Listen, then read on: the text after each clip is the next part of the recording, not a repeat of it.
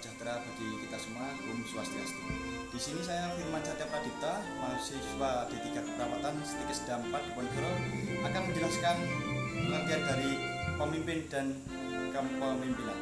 Di sini saya akan menjelaskan mengenai materi tentang kepemimpinan dasar. Yang pertama yaitu pengertian pemimpin. Pemimpin adalah individu yang melakukan tugas mempengaruhi sebuah kelompok atau organisasi untuk mencapai sesuatu tujuan yang telah disepakati bersama. 2. Sedangkan kepemimpinan adalah sifat yang diterapkan individu yang bertindak sebagai pemimpin untuk mempengaruhi anggota kelompoknya untuk mencapai sasaran dan tujuan yang telah disepakati. Selanjutnya di sini saya akan menjelaskan tipe-tipe kepemimpinan, yaitu 1. Tipe demokratis adalah tipe kepemimpinan di mana pemimpin selalu bersedia menerima dan menghargai saran, pendapat, dan nasihat dari anggota untuk mencapai kata sepakat. Paling penting seorang pemimpin dalam organisasi yang demokratis harus mampu mempengaruhi bawahannya. 2. Gaya kepemimpinan otoriter adalah gaya pemimpin yang memusatkan segala keputusan dan kebijakan yang diambil dari dirinya sendiri secara penuh. Segala pembagian tugas dan tanggung jawab dipegang oleh si pemimpin yang otoriter tersebut, sedangkan para bawahannya hanya melaksanakan tugas yang telah diberikan oleh pemimpin tersebut. Selanjutnya saya akan menjelaskan beberapa tokoh terkenal dengan kepemimpinannya. Salah satunya adalah 1. Abraham Lincoln adalah Presiden Amerika Serikat yang ke-16 yang memimpin bangsanya keluar dari perang saudara, mempertahankan persatuan bangsa dan menghapuskan perbudakan. Abraham Lincoln mengeluarkan proklamasi pembebasan atau biasa yang dikenal dengan Proclamation Emancipation yang mengubah hidup banyak orang Amerika. Selanjutnya yang kedua yaitu Adolf Hitler, lahir pada 20 April 1889 di Braunau, Austria. Ia terlahir dari pasangan Alois dan Clara. Sebagai seorang anak, Hitler sering berbenturan dengan ayahnya yang keras secara emosional, yang juga tidak menyetujui ketertarikannya di dunia seni rupa. Kemudian Hitler melanjutkan menjadi seorang politisi di Jerman.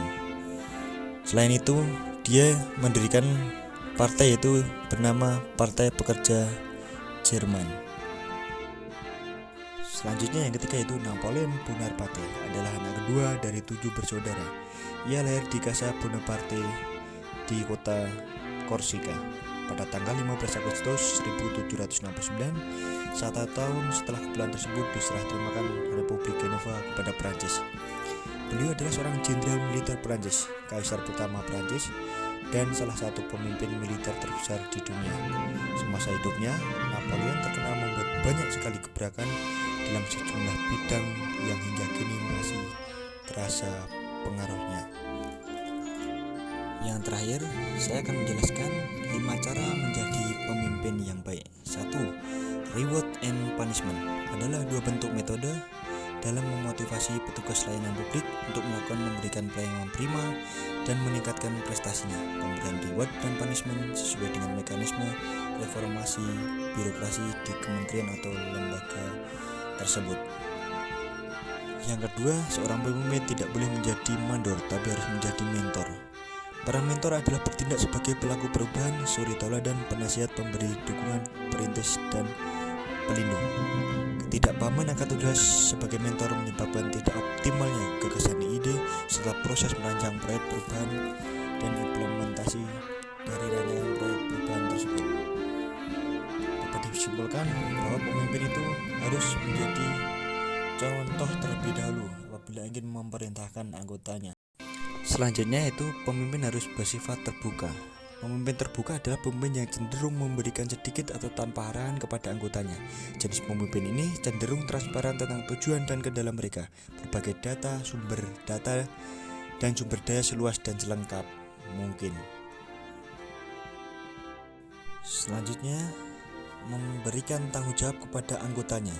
Secara lebih terperinci, tugas-tugas seorang pemimpin meliputi pengambilan keputusan, menetapkan sasaran dan menyusun kebijaksanaan, mengorganisasikan dan menempatkan pekerja, mengordinasikan kegiatan-kegiatan baik secara vertikal antara bawahan dan atasan maupun secara horizontal atau antara bagian dan unik. Kemudian yang terakhir yaitu selalu memberikan motivasi kepada anggotanya. Motivasi adalah perbedaan antara dapat melaksanakan dan mau melaksanakan. Motivasi lebih dekat pada mau melaksanakan tugas untuk mencapai tujuan. Motivasi adalah kekuatan baik dari dalam maupun dari luar yang mendorong seseorang untuk mencapai tujuan tertentu.